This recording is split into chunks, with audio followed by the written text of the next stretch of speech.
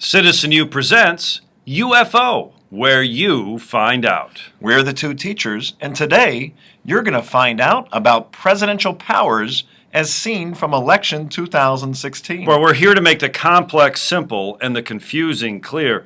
And there's a lot of angst out there over just what exactly can a president do? Or what a president can't do, a lot of Americans are also wondering today.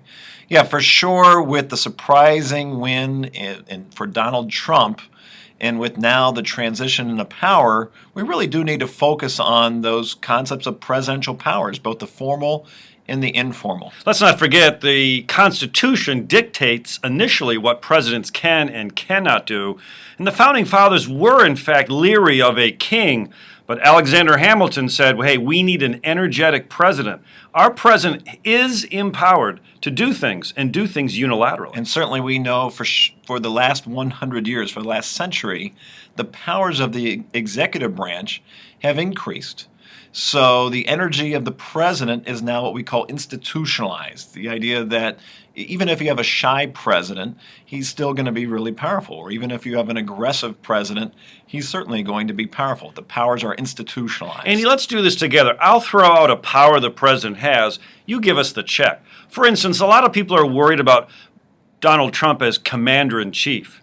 Are there checks? Well, sir, there are checks. One of the big checks is that Congress has to approve the budgets. You just can't increase the size of the Army or the military or even send troops into combat without some kind of congressional legislative approval. Andy, the President of the United States is called the chief legislator. He's got the veto pen, but he also can manipulate public opinion and drive his agenda. Trump gets what he wants, right? Well, not always, of course not, because in the end there's going to be a lot of negotiations, both within the Republican Party, who control both the House and the Senate, and also particularly from those senators who are Democrats who have the power to filibuster to try to block legislative ideas of the majority. Andy, we know the president he's the chief executive. He has powers like executive orders and executive agreements.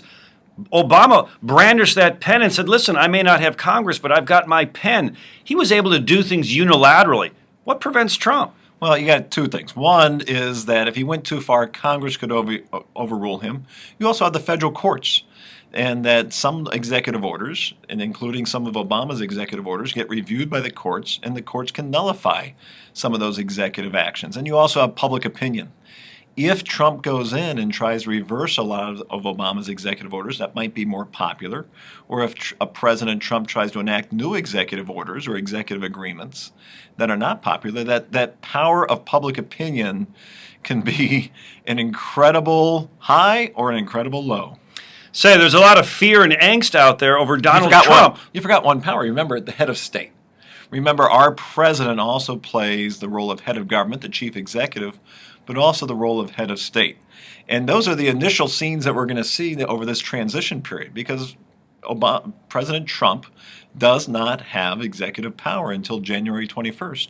But you sure will see a lot of President-elect Trump projecting himself as that ceremonial leader, because again, it's that ceremonial image where you can really drive up public opinion, or if you're a poor head of state, where your public opinion can really bring you down. Well, he's actually pretty good in front of the TV cameras, that we know. What we don't know is exactly how Donald Trump will act as president. There's fear and anxiety. Is Donald Trump as president the most powerful man in the world, or is he just a pitiful, helpless giant? Hey, we're the two teachers. No fancy words. No fancy suits. Plain talk about issues you need to know. Just in time.